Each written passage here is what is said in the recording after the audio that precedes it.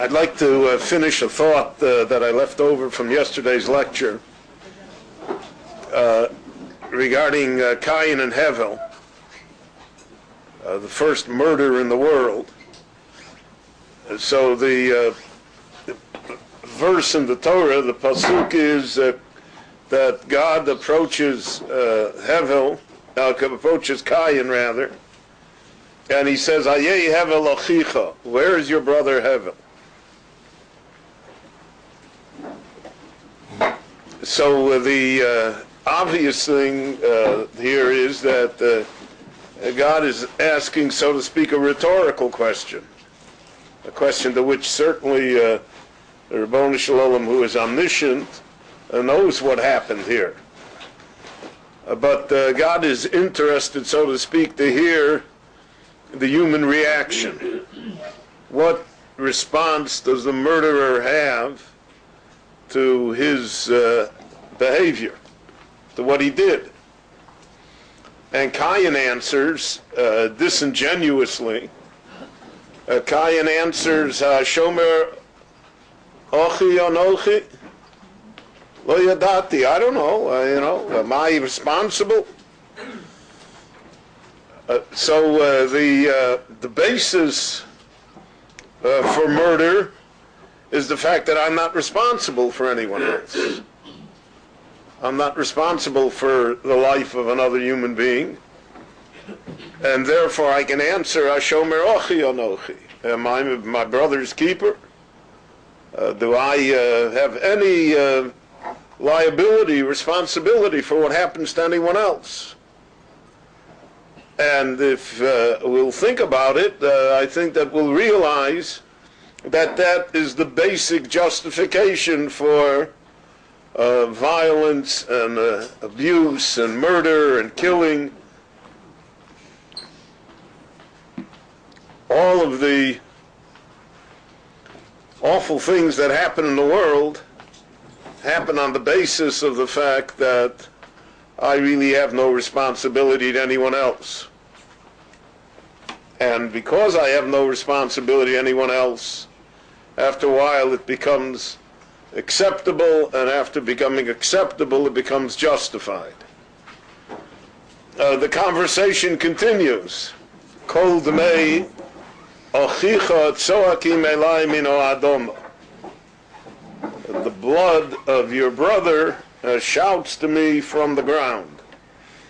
So there are at least two important lessons here.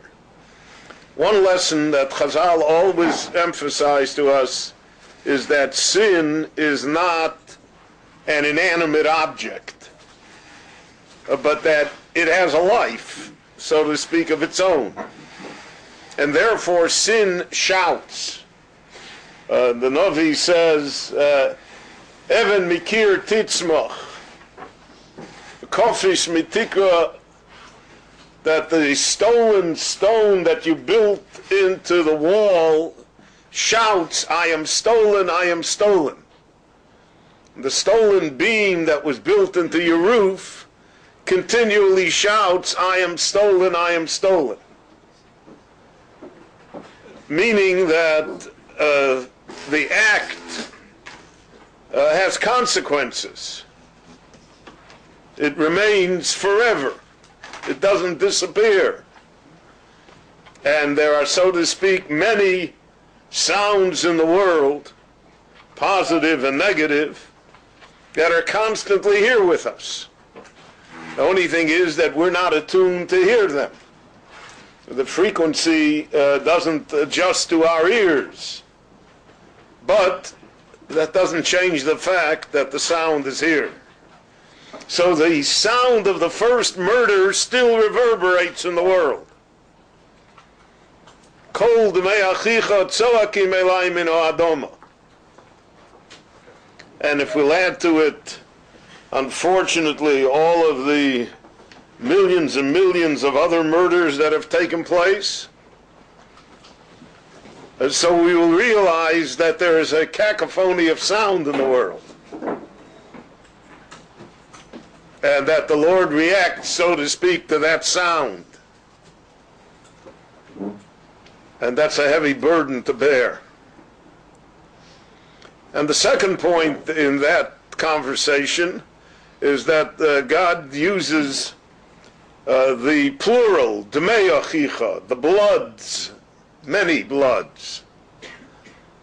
And the Gemara in Sanhedrin teaches us, there are different interpretations as to why the plural was used, but one of the interpretations is that it's not only Hevel's blood that shouts, but it's all the potential that could have come from Hevel, the unborn generations, what the world could have had from him, his descendants, his children. All of that has been snuffed out as well.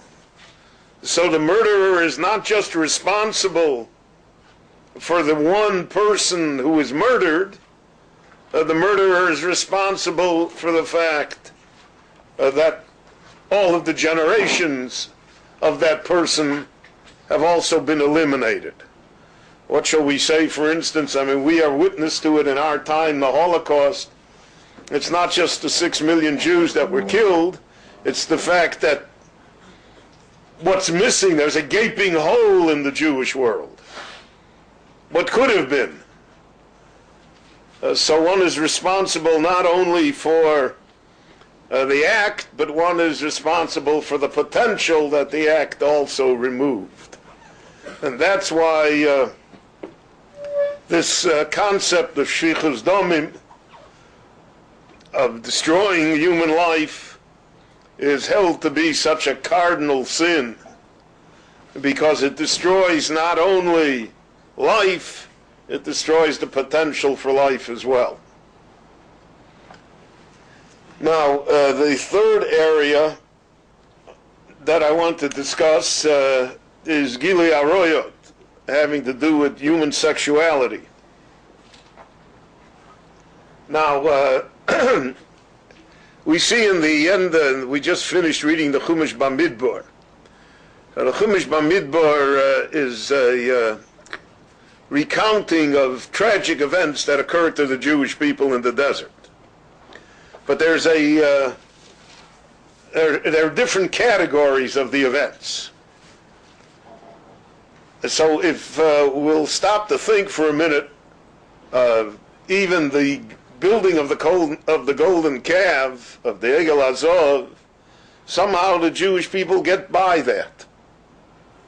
The Rebbeinu Shalom says, B'yom Pokti, Pokaditi, on the day that I will collect. So I'll collect, but it doesn't arrest the progress of the Jewish people. It doesn't say you're not going to go to the land of Israel.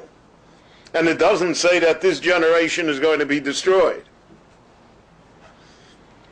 However, when it comes, so in the Chumash Bamidbar, we find the Jewish people face war.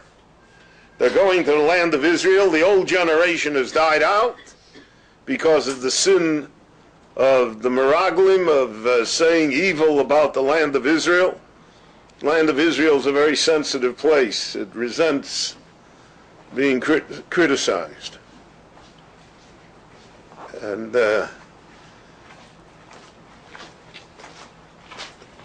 a fact that is unfortunately lost on most people who live in the land of Israel. Because of that, therefore, that generation dies as not going to the land of Israel. Their children and grandchildren, however, are going.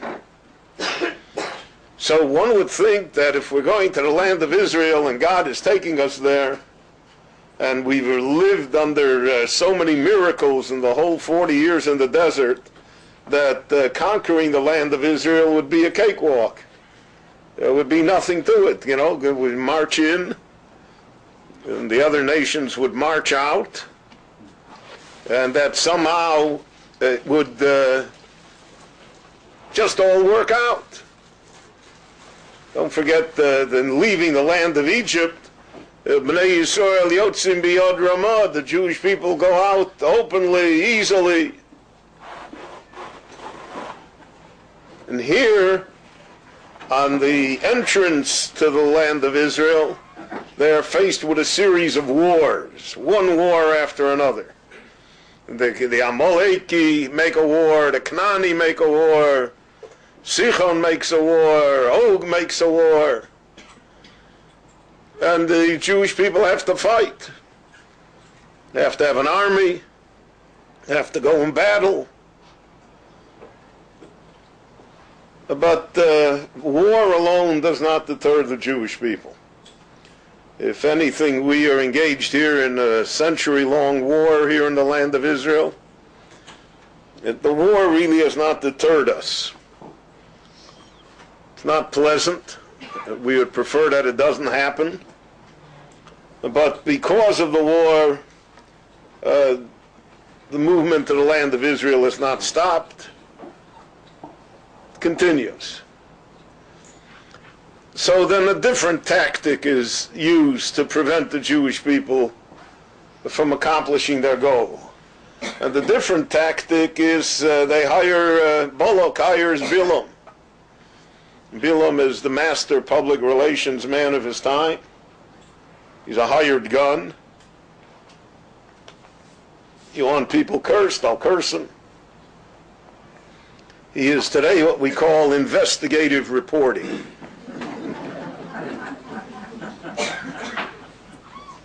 Bilam, he's CNN, he's BBC. He has his agenda. And since Bilam comes with very heavy credentials,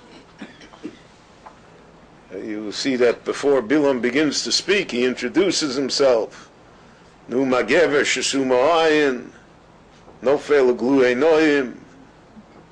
The great Bilam, he lists all of his degrees and his credits. So Bilam wants to curse the Jewish people. He's hired for that purpose. He's hired to conduct the media campaign against the Jewish people. That's in effect what Bilam is.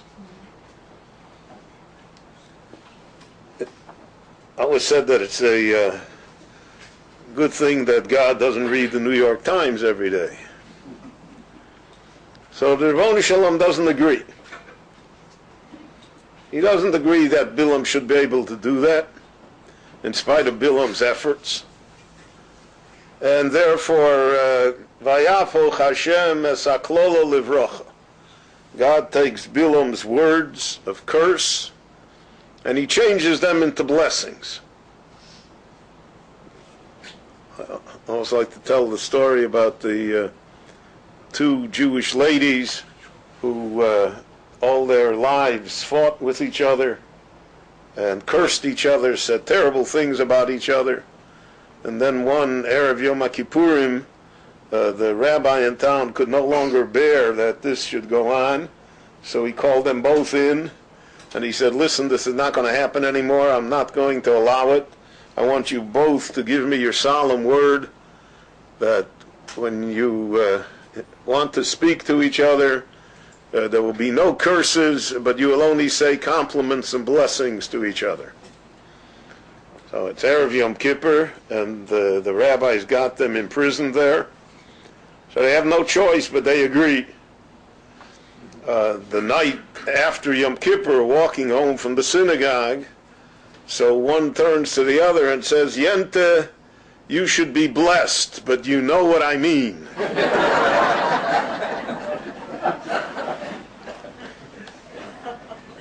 So even though Bilam gives us blessings, and we're always impressed by blessings from the non-Jewish world, if the non-Jew says something nice about us, so we begin the prayer every morning, Matovo Alecho Yaakov Mishkanosecha Yisrael. We don't begin with words of David HaMelech or of Moshe Rabbeinu or of Avram Avinu. We begin with the words of Bilam. Oh, the senator said a nice thing about us, right? The president, the prime minister, Terry Larson. Somebody said a nice thing about us, so that's front page news. So that Bilam's words, we win with that battle also. Somehow we survive. But the one that undoes us than that you see in the Chumash Bamidbar, is Bilam gives them the idea. He says, Elohim shel elu, the God of this people, sonei zima, he hates sexual immorality. That's the Achilles heel. That's the Schwerpunkt. That's what a battle can be won or lost. And therefore he says, I'll give you an idea, right? You're paying me a big fee, I'll make it worth your while. And therefore the daughters of Midian come, and they seduce the men of Israel, and a plague breaks out. The tribe of Shimon is decimated. It never again recovers from it. Half the tribe is destroyed. The leader of the tribe, in the open act of immorality, is killed. He's impaled by Pinchas. And we find throughout the Tanakh already that the tribe of Shimon plays almost no role. They were unable to conquer their territory in the south, so part of the tribe was absorbed by Yehuda. They come up here in the north to the Galil where we are. They also are absorbed here. The remnants of the tribe of Shimon, the Gemara says, remain the poverty-stricken people of Israel. And the Gemara says teachers and scribes came from them. That's all they, like those that do, and those who can't teach, right? So that's what the Gemara says about the tribe of Shimon. They're gone. Other tribes also sin, big sins. But the sin of immorality is one that corrodes and corrupts the entire social fabric.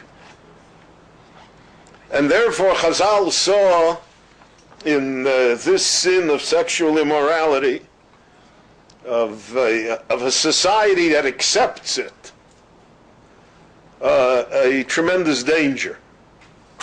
And I think, if not an expert in our time, but we who also face war and who face all the different bilums that exist, they will not undo us as much as the corrosive influence within our society of a permissive, licentious society. And that is a terrible danger for us. And that's been promoted by the media, naturally, which has pushed the envelope farther and farther. And then it becomes a matter of self-justification. How do you justify what really is such antisocial behavior? So then you justify it with a philosophy of freedom, freedom of choice. People can do whatever they want. Nobody has a right to tell me anything. And then it becomes not only acceptable, but then it becomes the cutting edge of civilization, the cutting edge of progress. My students in the center program at Or Sameach, where I teach, all of whom come from major college campuses, mostly in the United States, but in England as well, in South Africa, Australia. They tell me that the two leading Jewish groups on the college campuses are the Orthodox group and the gay and lesbian group. Because today, gay and lesbian means that you're progressive, even though it means that you're regressive, because we're back to Greece and Rome, which pretty much were destroyed because of such behavior. But it becomes acceptable. And the Rabbi saw in the definition of human sexuality that if one feels that the only thing that's involved is the animalistic instinct, so then perforce one contributes to the decline of society, to the corruption of that society, and that becomes a terrible weak point for the preservation of the society itself.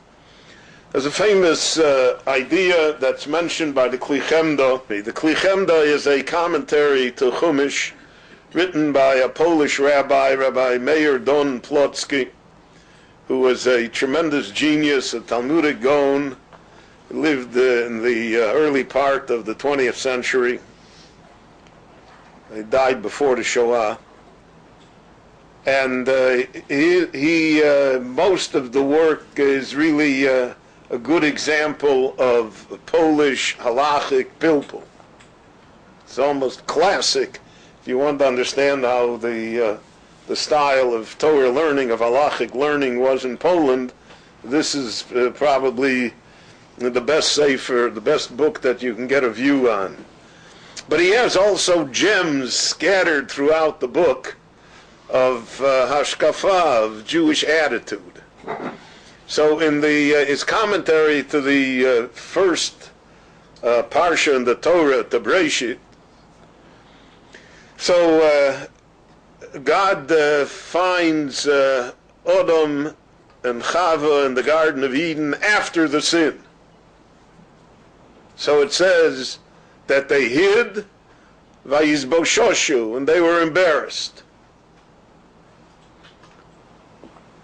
So God said, well, where are you? So he said, well, I'm not dressed. I'm naked. Can't appear before you because I'm not dressed properly. Dress is very important, and many times dress becomes so important that it overwhelms any sense of proportion or balance.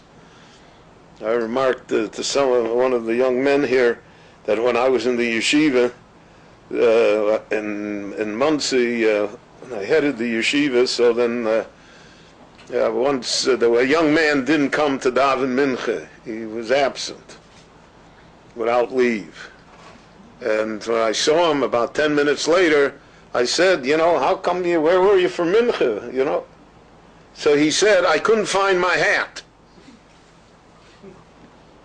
Couldn't find his hat, so you can't daven mincha without a hat, so therefore you don't daven mincha. So then the hat governs you, right?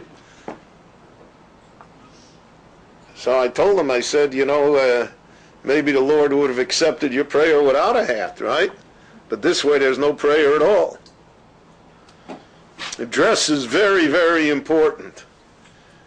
We have, my wife and I have a great nephew, so he was bar mitzvah last year, and so he came over our home, and we gave him a present, and we had a little celebration of the fact that he becomes bar mitzvah. So he says to me, he says, Uncle Berel, he says, from tomorrow on, I put on tefillin and I only wear white shirts.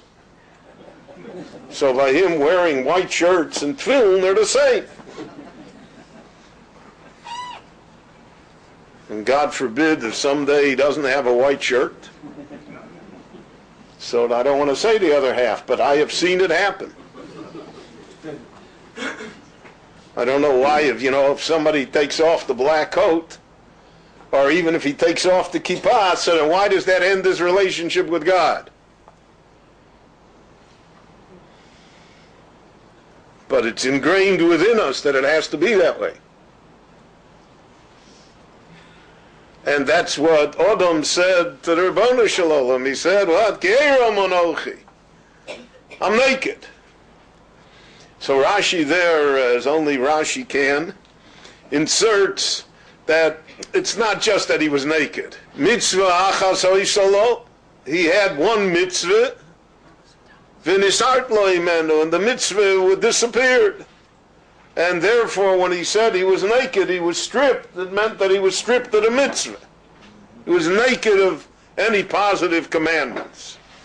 The mitzvah that he was missing was naturally that he was told not to eat from the Eitz Hadas, not to eat from the tree of knowledge.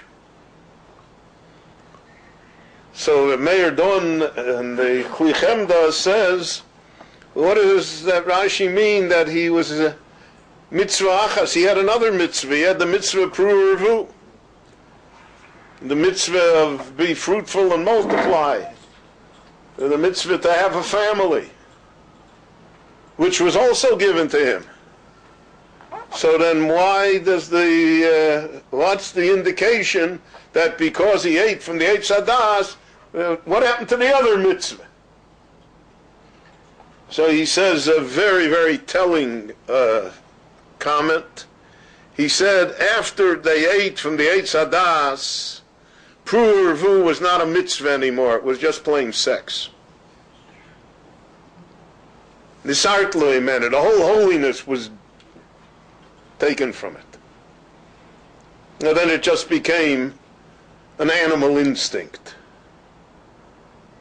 And an animal instinct is not a mitzvah. And therefore he said he was naked. In that idea lies the attitude of Chazal towards the entire subject. In the history of civilization, this subject, more than any other, has always been construed in extremes. The world goes in waves. It's like a pendulum. So either you're at the time of the Greeks and the Romans when everything goes, or you live in a celibate Victorian era where everything happens, but it's all wrong, right, for happening. And therefore it creates customers for the psychiatrists because of the fact that how do we deal with this thing? And so it goes in waves. So for instance, in the 1940s and even the early 1950s, in a more wholesome American civilization, so the only way to break any barriers was that in the movie Gone with the Wind, Clark Gable said the word damn. Well, I mean, that was it. That was as risque as you could get. When you think about it, that 50 years later, it's impossible almost to attend the theater because gratuitously obscenity is thrown in when it's not necessary for the plot. Sexual encounters are thrown in when it's not necessary for the plot. I have a friend of mine, a scriptwriter in Hollywood, Orthodox person, wonderful person. Robert Avrecht is his name. In fact, he's the scriptwriter for our film on the Rambam. A professional Hollywood scriptwriter, and he's also produced movies. So he produced a movie, a small movie. It only made about $15 million, so that's a small movie. About a decade ago, it was called The Stranger Amongst Us. I don't know if you ever saw it, but The Stranger Amongst Us is a story of a murder that occurs within a close-knit Hasidic community in New York, and in order to solve the murder, the New York Police Department infiltrate a woman detective. I think Meg Ryan was the one, and she, or Melanie Griffith, one of them, and I forget which of the Bali Tshuva it was, but it was infiltrated into the community, and eventually through her the murder is solved, etc., etc. One of the subplots in the movie is that the son of the Rebbe and this woman have an attraction to each other. Such an attraction that she really feels that they could somehow have a life together. So in the movie as it comes out, so she kisses the Rebbe's son, and he makes no response whatsoever. And because of that, she realizes that that her fantasy, her dream, can't be realized. So he told me that the movie was done, and there was, the last rushes were finished in the editing, and the head of the studio came to see the movie. And the head of the studio said to him, well, the movie can't go out this way because we have to have that he and she should live together. That must be in the movie. And here he's used up the budget, right? I don't know how many millions of dollars. The movie is done. And there are hundreds, if not thousands, of movies in Hollywood that are called in the can. They're in this big metal tin, and they're sitting on the shelf. They've never gotten distributed. And you have to have the studio to distribute it. So he sees in front of his eyes all of this investment, all of this work, and nothing's going to happen to it. And the head of the studio says this scene must go in. So he stood his ground. He stood it very strongly. And he was saved because the director of the movie was an Academy Award winner. I think it was Sidney Lumet, was an Academy Award winner and somebody that had really clout in the industry. And he told the head of the studio that including such a scene would destroy the film. It has no place in the film. It just doesn't exist. And they argued, and finally they let the film go the way it was. So he told me, he says, now that's Hollywood. You want to know what it is? That's Hollywood. To put in a gratuitous scene that doesn't have anything to do with the film itself, but it has to be in. So that's the society. That's the problem of the society. And that problem reflects on our world as well. Chazal say, Arayos sota b'kulkula yazir atzmo min hayayin. So I always say that, if we would live in a normal world, and I don't know if there's ever been such a thing, all of us think that until we were 10 years old, the world was normal. But if we would live in a normal world, I'd say it regarding other matters as well. If 80, 90% of Klal Yisrael were Shomrei Shabbos, as they're supposed to be, things could happen on Shabbos that can't happen now. Because now we have to defend the Shabbos. So therefore we have to build a wall higher in order to defend it. If we were not in such a defensive mode,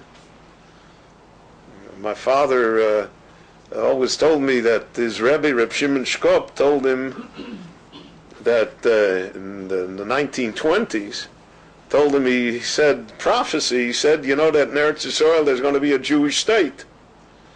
And the Jewish state, he said, the trains will run on Shabbos. And we'll have to figure out how to halachically have the trains run on Shabbos.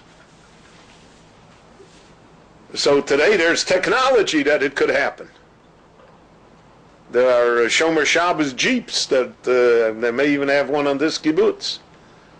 Because through relay systems and Malacha Sheina Tzricha Lagufa and Tzorchei Rabim, all sorts of things put together, there's a Shomer Shabbos telephone that the doctors use. There's a Shomer Shabbos elevator that comes every so often.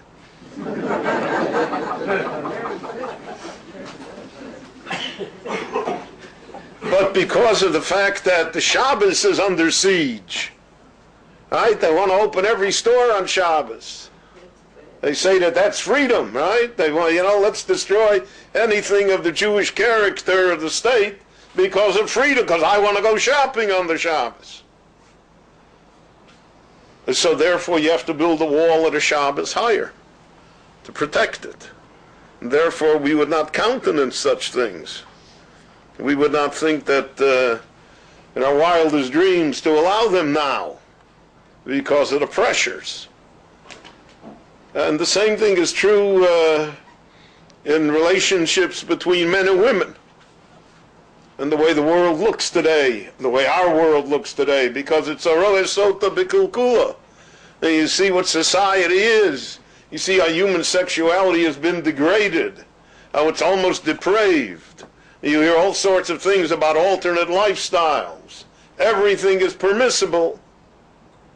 So then, within the camp of Torah observers, the fence has been raised, so that things that 40, 50 years ago were certainly acceptable and were not frowned upon, in today's world almost no longer exist. You have, one of my bad jokes is that if we could figure out how to have a wedding without the bride, that would be the next step, right?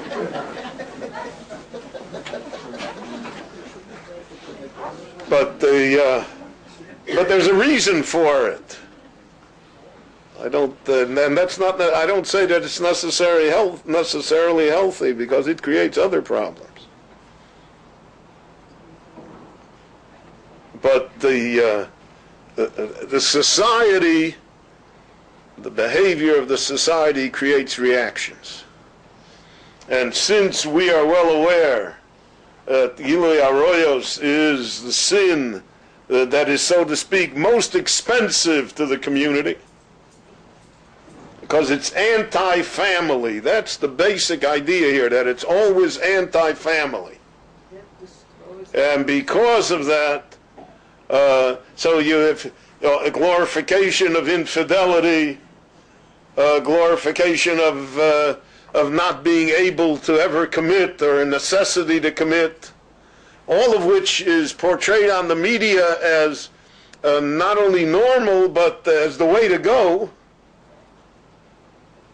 So on the media, you never see a, so to speak, a normal person, right? Nobody ever works. Nobody ever has money problems. And everybody's a predator, in one way or another, whether it be male or female. So in such a society, therefore, we have this defense mechanism of Yazer Atzmo Min Hayayin. So even though Chazal were not in favor of being a Nazir, of being someone that denies what is permitted by the Torah, not only permitted but encouraged, the Gemara says that Shimon HaTzadik never participated in the sacrifice of a Nazir except in one occasion. He only found one real person that he understood why he became a Nazir, but the others he absolutely had no relationship with. And in the words of the Talmud, Lo daya lecho, it's not enough. The 365 lavin in the Torah are not enough for you. You have to make more. So that's the Jewish attitude, but that attitude exists in a normal time, in a balanced time. And throughout the Jewish world, throughout our history, what preserved the Jewish people was the Jewish family, even more than anything else. Even more than study, even more than prayer, it was family. The devotion to family, the feeling of family, the fact that people wanted to see children and grandchildren and great-grandchildren. When David HaMelech wanted to give a blessing, so he said, Urei vonim levonecha, to see beyond yourself. And sexual immorality is basically completely anti-family. We live in a time where the Jewish birth rate is abysmal. It's so low that we cannot reproduce ourselves, and that's even when you throw in, thank God, the large families of religious Jewry. You're still, I think, in the state of Israel, what they say, 1.8 or something like that. So that's, that's suicidal. You talk about the demographics of the demographic threat. The demographic threat is within our power to cure.